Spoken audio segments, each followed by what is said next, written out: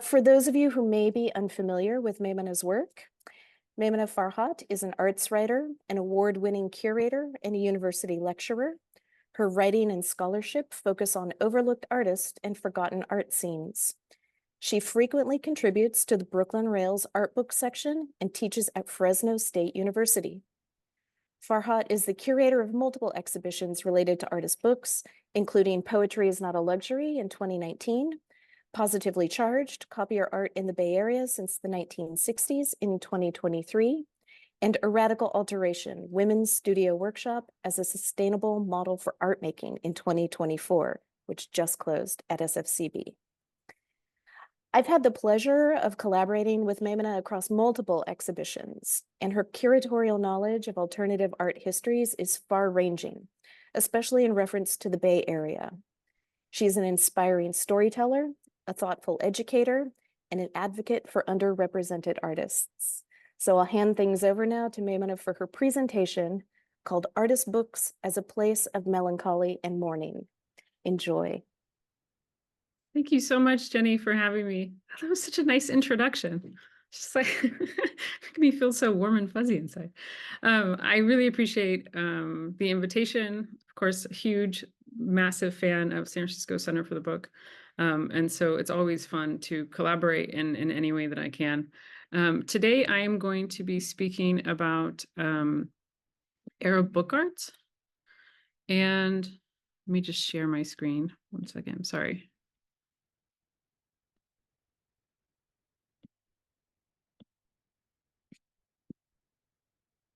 Okay.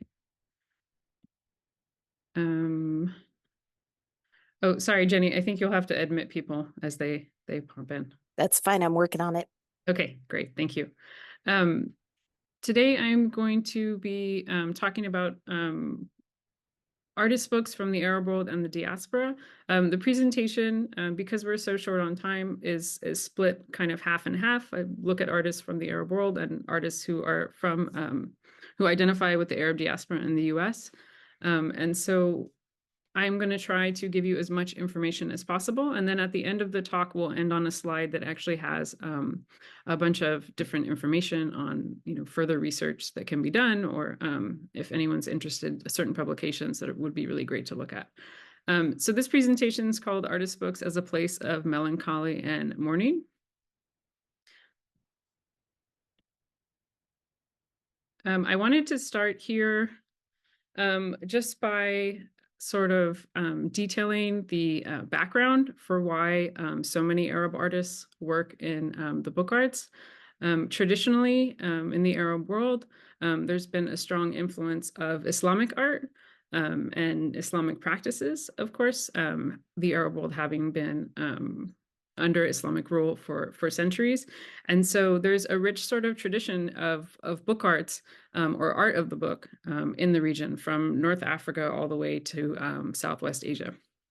So this is an example of a leaf from a folio that's called the Blue Quran. And apparently there are something like 600 leaves. I know they've been able to track down 100.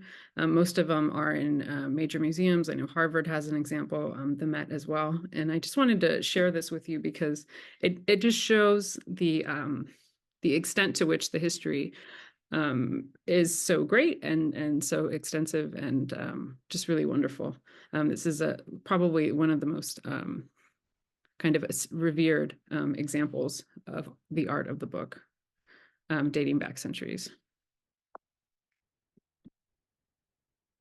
Another example that is really important to this overall presentation and just artist books in general from the region is an example of an illustrated book. It's called Al-Makamat al-Hariri. Makamat means assemblies, so it's a collection of stories, essentially. And there was an Iraqi painter from the 13th century named Yahya al-Wasiti, and he illustrated the book. And for a lot of Iraqi artists specifically, but also I think throughout the region, this became a prime example of the region's rich history of painting. A lot of times when we talk about modern and contemporary art, we kind of have this origin story in European modernism. The knowledge of this book and different readings of it, analysis, scholarly sort of texts on it, really kind of affirmed for many modern Arab artists that the tradition of painting was steeped and in Arab culture itself. And especially the emphasis on the Arab Islamic sort of culture of literacy. Of course, with the arrival of Islam or the emergence of Islam, we have an emphasis on reading and writing with the Quran, but also with different sort of texts like the Hadith, which are the sayings of the prophets. So literature becomes quite important to the region, and it's something that's centuries old, and it's something that is very sort of part of everyday life. Here's another example. I mentioned the Hadith, which is the prophetic traditions. This just kind of gives you an example of the different types of approaches that were taken with art of the book. I'm sharing this quote from curator and art historian Marika Sardar because I love the way that she describes it. She's a historian of Islamic art. She says the production of illustrated books was concentrated in royal workshops because of the large expense involved. Many rulers were connoisseurs who collected books and paintings by famous artists. Books were also financial investments donated toward the endowment of charitable funds and status symbols presented as gifts between heads of state. So again, it's just my attempt to emphasize the extent to which Arab artists have always felt connected to book arts and the art of the book in general. A lot of the artists that I'm going to show you are, if not the majority, are artists who work in different media, aren't specifically focused on book arts themselves, but really have created substantial work in that category of media for various sort of reasons. So Atel Adnan is an artist from Lebanon who ended up in the San Francisco Bay Area. She was in Marin County in the late 1950s, and she arrived as a poet and a philosopher. She taught at Dominican College for a very long time and was part of the North Bay sort of art scene. Under the radar, but very, very active. So she would often go between Marin County and San Francisco. Because she was a poet, she was involved with not only beat poets, but also anti-war poets of the time. So in the early 1960s, she was given this type of like Japanese book, the accordion style book, by the beat artist Rick Barton. Sorry, I had to look up his name because I get him confused. And Atel Adnan describes this encounter with him, or this exchange, I should say, as a mystical sort of moment for her, because it was the first time that anyone had really introduced her to contemporary forms of artist books. And from there, she just sort of took off with it. So this is an early example by her from 1965. What we find in Atel Adnan's artist books is just this intersection between abstraction, there's some figuration, but a lot of times it's always in unison with her poetry or prose. This becomes very influential in her own work in general, not only as a writer, but as an artist as well.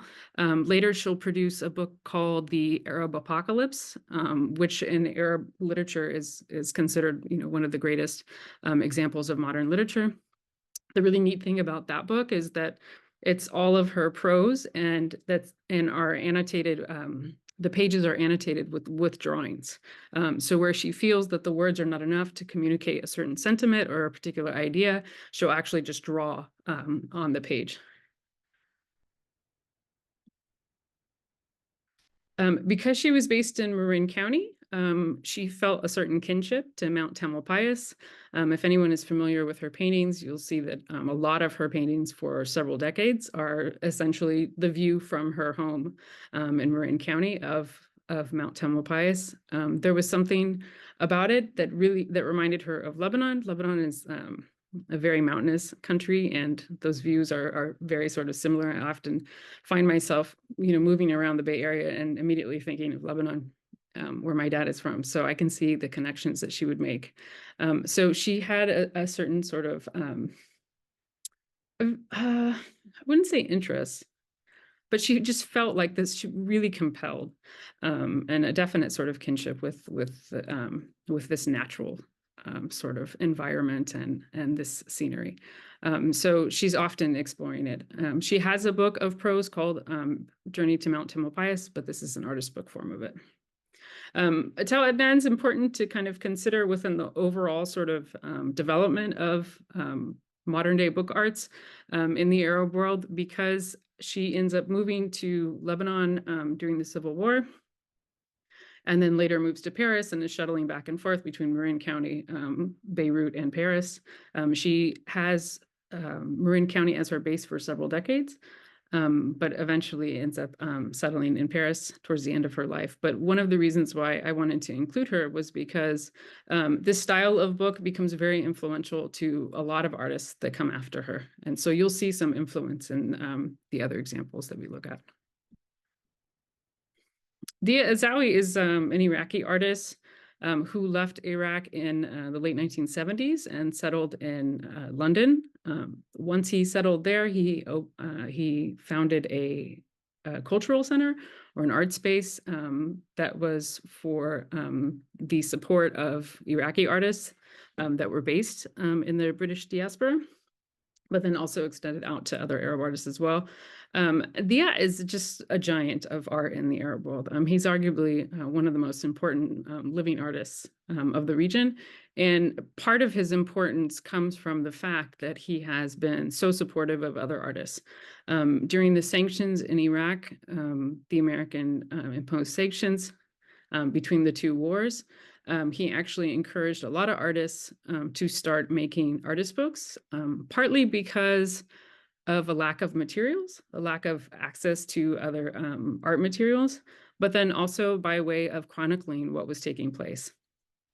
So by the time the 2003 American invasion of Iraq comes around, artists are making books. There's like an outpouring essentially of artist books that takes place in response to the start of the war. Azawi is someone who, not to my knowledge, he hasn't produced poetry, but he's worked very closely with a lot of major Arab poets in the region. And he ends up adapting poems into his artist books, and then really sort of creates the visuals that, you know, respond to the content of the text itself. And a lot of times he's collaborated with major poets like Mahmoud Darwish, the Palestinian poet, Adonis, the Syrian poet. This one is titled, this is a more recent work. This is titled Bag of Bones. And the title of the book and the poetry that's included in it is adapted from a poem by an Iraqi-American poet named Dunya Michel. And the poem is titled Bag of Bones.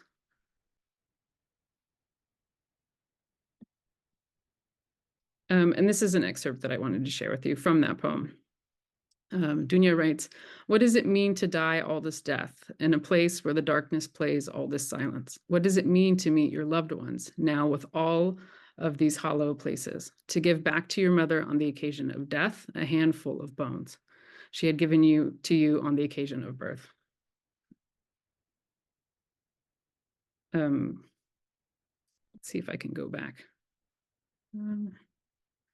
Just wanted you to kind of take that in and with the image of the book in mind. What I love about Dia's work is that everything is specifically tailored for the poem that he's essentially interpreting into visuals. You'll notice that this one has a very specific palette and specific materials that are used. And then this one is completely different. In his career, which began in the 1960s, Azawi has produced over 100 artist books. He also collects them. A lot of times during the sanctions, when artists were really sort of struggling, he would buy the artist books from them and place them in his personal collection by way of supporting his fellow artists. So Nazar Yahya is one of the artists that was working during the sanctions and after the American invasion of Iraq in this specific type of media, or I should say, in Iraq, there's a concept that was kind of coined by an Iraqi American art historian named Nada Shabut. She is based in Texas, but has worked in the Arab world for decades. She curated a show in 2007 that traveled across the US. I think it went to the Minnesota Center for the Book, actually. And that show was focused on this specific group of artists out of Iraq and the influence that Dia had on this generation of Iraqi artists and the support that he provided, and even just sort of like the conceptual sort of guidance in terms of turning to artist books as an alternative media during sanction times.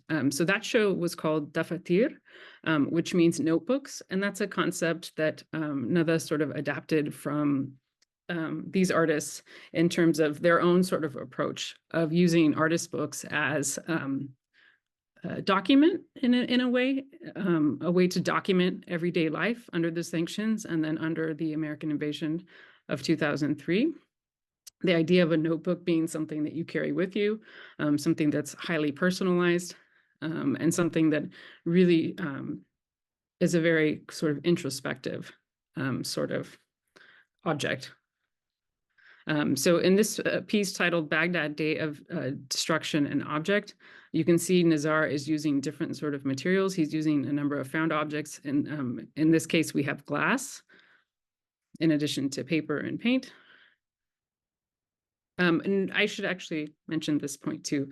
Nazar Yahya was a student of Shakir Hassan el-Said, who was an important Iraqi modernist and a mentor and teacher to many of the artists from this generation in Baghdad. And he developed this idea of the one dimension, which was this sort of modern art movement inspired by Sufism, which then resulted in his own work in a lot of decollage. And so you can see the influence of Shakir Hassan el-Said on Nazar Yahya's work in this particular instance. And this is the book closed. You notice that Nazar is also incorporating, you can see the center of the cover of the book. He's incorporating an actual piece of brick. Karim Risan is another artist. He's based in Toronto now, but he's another artist that was working during that time in Baghdad.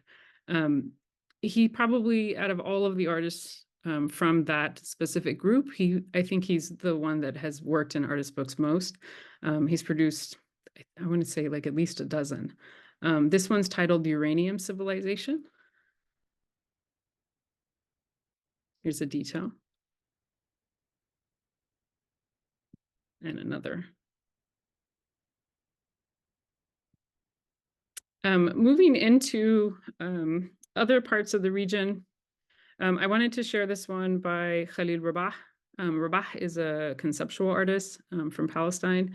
A lot of his work deals with the subject of Palestine and the ongoing occupation of Palestine by the Israeli state and Israeli forces. And so a lot of his work deals with this history. In this particular work, he's appropriated an Oxford dictionary and opened the dictionary to the page where Philistine is defined.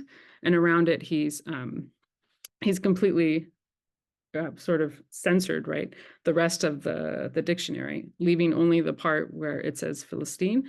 And in Arabic, Palestine is the Arabic word for Palestine.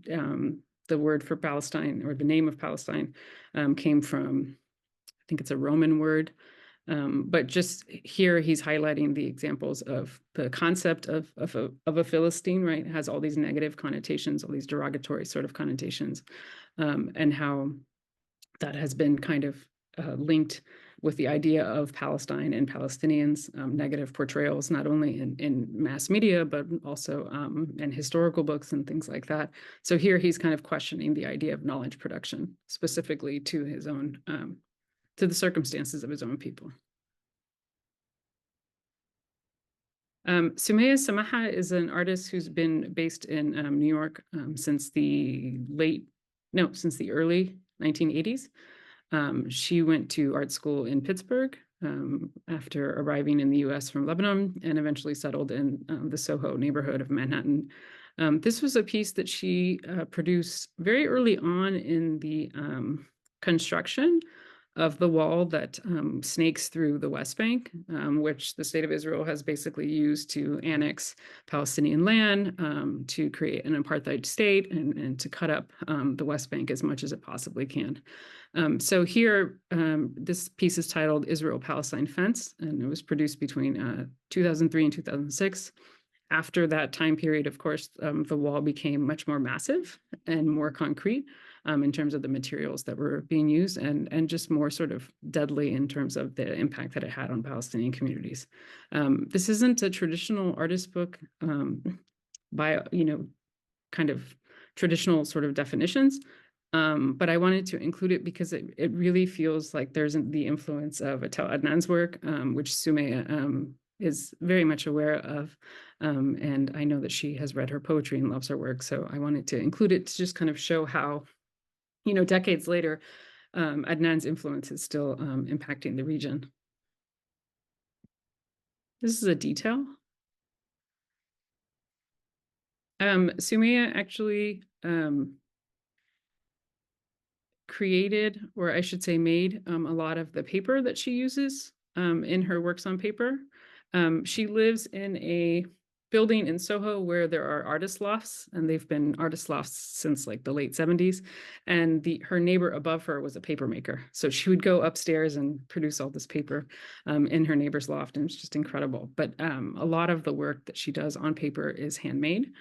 So here you see an image where she uses a quote by Suhair Hamad about Gaza, and has also this photograph of a young Palestinian protester in the upper part of the page. And then you can see the kind of stitching that she would use. So there are needles, there are nails, there's wire mesh, and really, I think it's a way of incorporating sort of that harshness of the actual wall itself, and kind of signaling that to the viewer.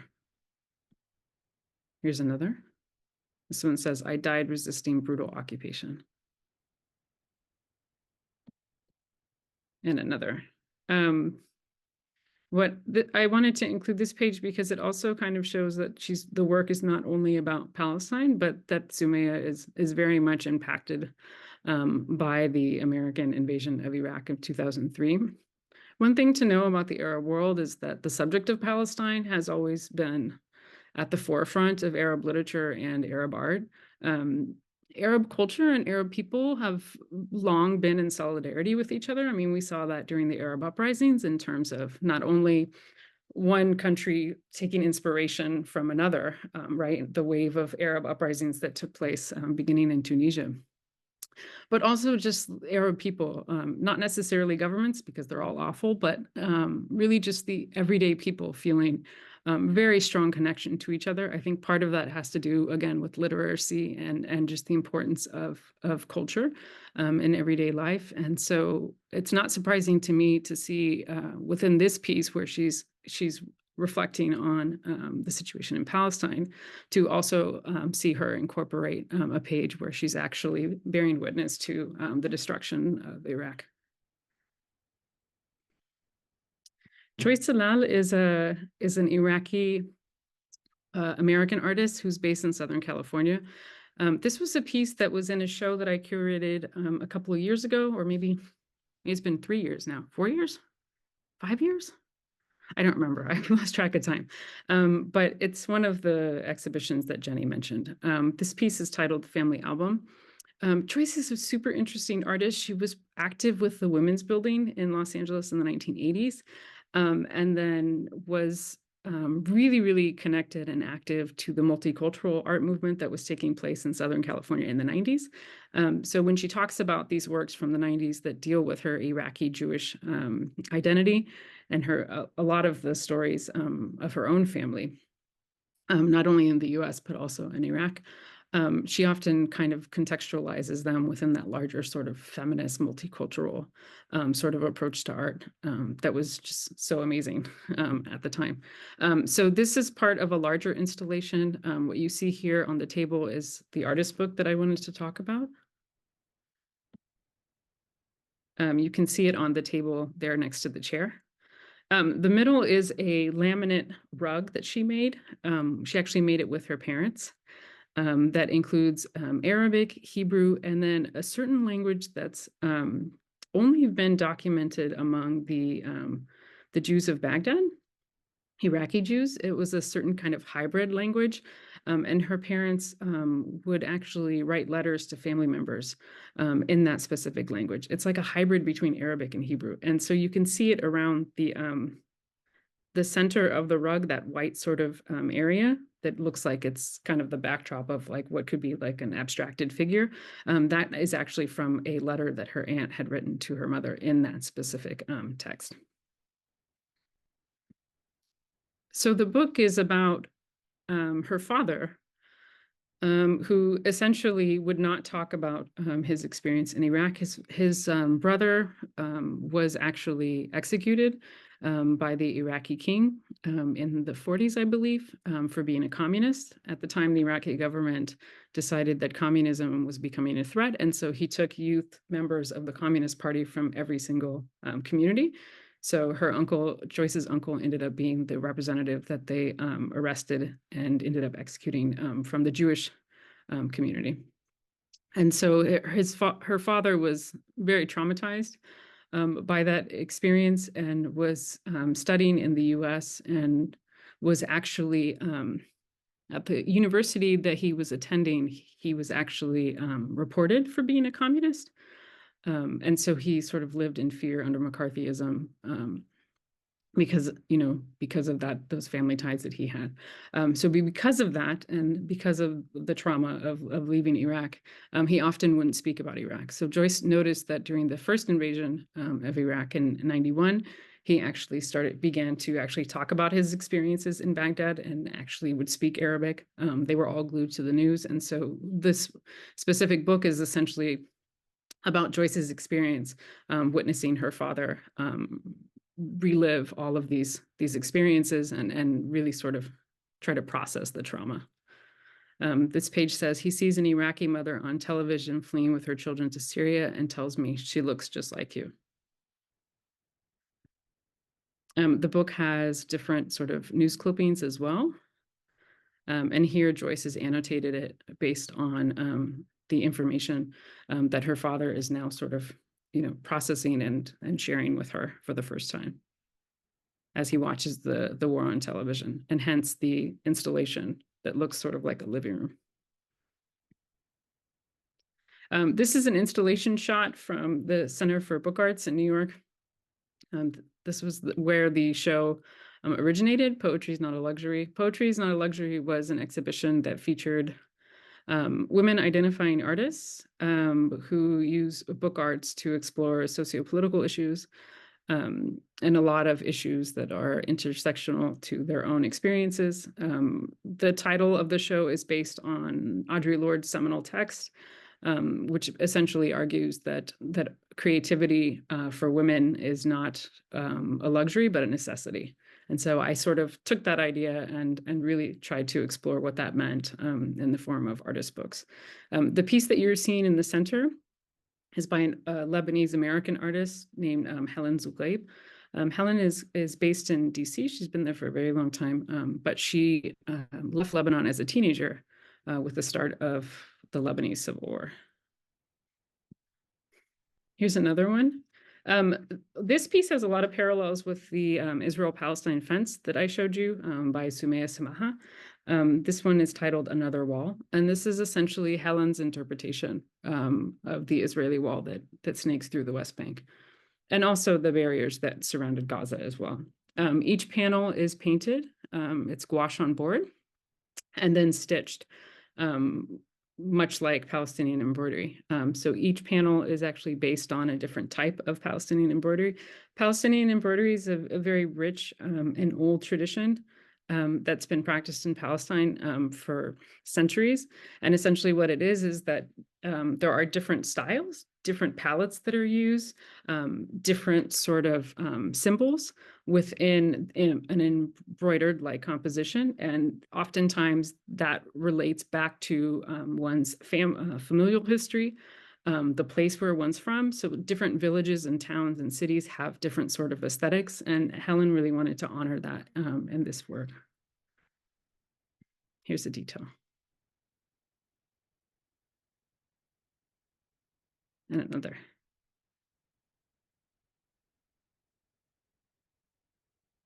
When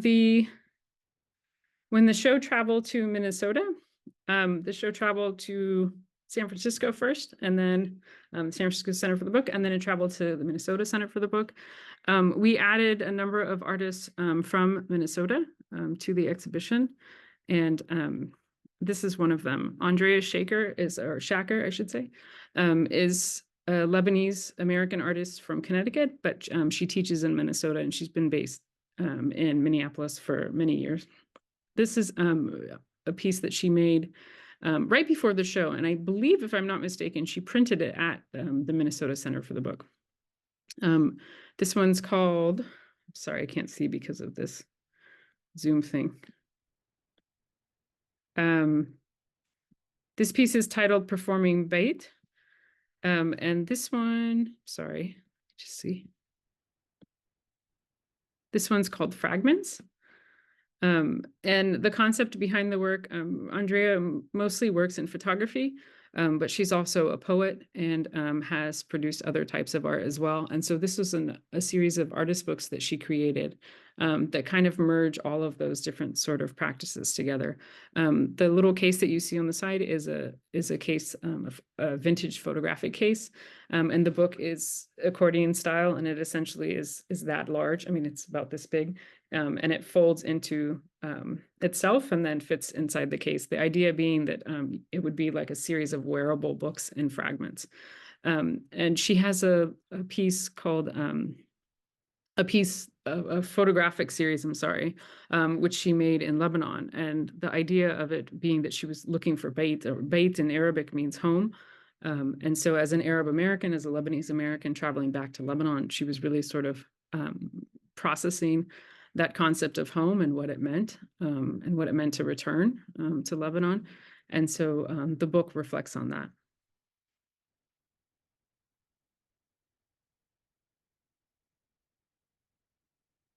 This one's titled Performing Bait, Mother Tongue. So she'll have different Arabic words. The first page that you see that's open that faces you is the Arabic word for there, honak. And then the next one reads bait, and then goes on. The remainder of the poem kind of plays out along the pages.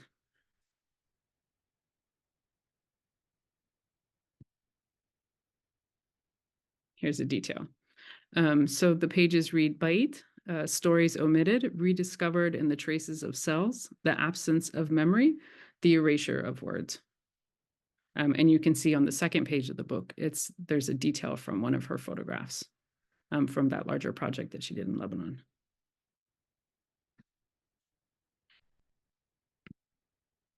And then I think I'm still on time. I wanted to provide you with just a quick list of references that informed my presentation, but also sort of further reading for you. I have listed Nada's book, or the catalog for that exhibition that she did in 2007, the Fatir Contemporary Iraqi Book Art. I have this book here by Venetia Porter. She's the Middle East curator at the British Museum. And she has been in charge of the modern and contemporary collection for that region for decades. Ooh, Jenny says we're running a little over. I'm so sorry. Okay. Anyhow, those are all there. Jenny says she will email those to you. And I don't know if we have time for questions now. I'm sorry, Jenny. I was just like getting carried away. It's absolutely fine. Okay. There was a quick question, and if anyone has additional questions, feel free to chat them in. We'll just do a couple minutes of questions. There was one question about whether or not any of these books that you showed today were in um, public collections where they can be viewed. Mm, I know Khalil Rabah's book is in several collections. There are a few editions of it. Atel Adnan, I'm imagining, yeah. I mean, they're major collections. The British Museum, for all their awfulness, has a really strong collection because Venetia Porter has been collecting Middle Eastern artists since the 80s. And so probably your strongest bet would be to go there and see them there. Let's see. Any other questions for Maymanah? Ooh, someone asks, can the fence book be folded? I don't know. That one Hmm. is in a private collection. It might now be in the collection of the Jordan National Museum. I've never seen it folded. I've always seen it extended, but I know that it is malleable. Sarah says that your presentation was too short and Oh, thanks you. sorry. I know I was trying. There's so much, like, there's so much that can be covered. It's such a rich topic. And again, I mean, not to sound like an Arab dad, but it goes back centuries, right? We invented the book, that kind of thing. It is really a vast sort of history that's very complex and wonderful. Thank Well, you. I yeah, don't know if you can hear me, but y- thank you. we can. Thanks. Yeah, I'm going to send a link to I've got a friend in Palestine. I'm in Finland now, but I'm going to send the link to Palestine. I think she'd be interested. That's great. Thank you. Yeah. Well, thank you so much, Maymana. It's a great sort of overview. And I always love hearing your highlights, especially. So it's it's a great place to start. And I look forward to knowing more, especially about these particular artists. I mean, Atel Adnan, we just recently passed away, right? So there was a lot of press about that, and people may be familiar with her name, but all of these other names are new to me. So I thank you for sharing the work with all of us. Thank you. And thanks to everyone who attended. Yeah. Thank you for tolerating my rambling. No, never. It's always great.